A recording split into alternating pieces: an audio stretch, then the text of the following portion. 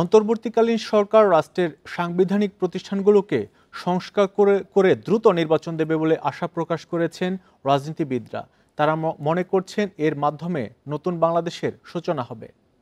প্রিয় নম্বর সেট করে বিকাশে সেন্ড মানি করুন ফ্রি। জবাবদিহিমূলক জনগণের দ্বারা বাছাই করা সরকারের হাতে ক্ষমতা হস্তান্তর করাই তার মূল দায়িত্ব। এই আন্দোলনের মেইন বিষয়টা কিছু নতুন বাংলাদেশ গড়বে সবারই, এইটা নয় নতুন কিছু একটু ক্লারিফাই করেছে কি কি হলে সেরকম নতুন বাংলাদেশ হয়। তো এটা যদিও অন্তর্বর্তী সরকার, কিন্তু এদের তো অনেক দূরে যেতে হবে, বিকজ ওই যাত্রাটাকে সুগম করবার জন্য তাদের প্রাথমিক যাত্রাটাকে মসৃণ করতে হবে।